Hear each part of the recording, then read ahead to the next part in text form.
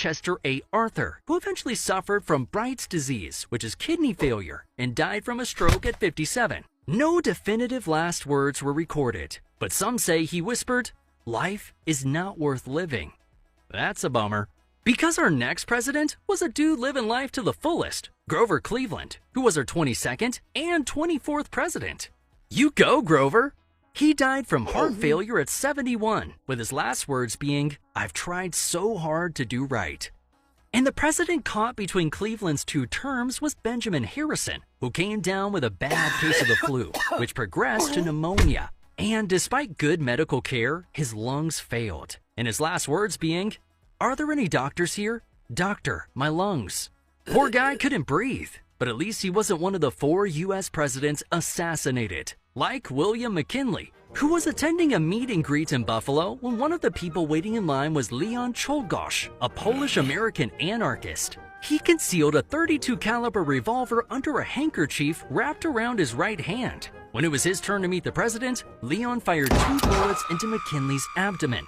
Luckily, one bullet grazed him, but the other went deep into his stomach. So they rushed him to the hospital. But the problem was doctors couldn't locate the bullet. So 8 days after the doctors' attempted game of operation, gangrene set in and McKinley died, with his last words being spoken to his wife.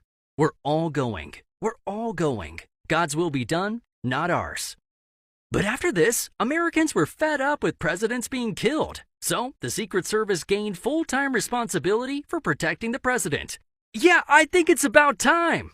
Now, VP Teddy Roosevelt got promoted to the top job, and this guy was one of the toughest presidents we've ever seen. He served 2 full terms and wanted to come back for a third.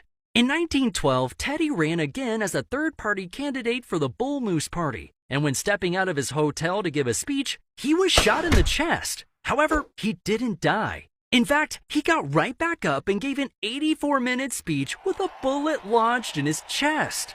That's pretty wild. Teddy went on to live another 6 years, where he led a deadly expedition through the Amazon rainforest, and once again, almost died. This time from a leg infection, weight loss, and malaria. And many believe this permanently weakened him. Because at 60 years old, Teddy died from a blood clot in his sleep, with his last words being, "Put out the light, James." Man, pour one out for Teddy. 'Cause while some presidents are warriors,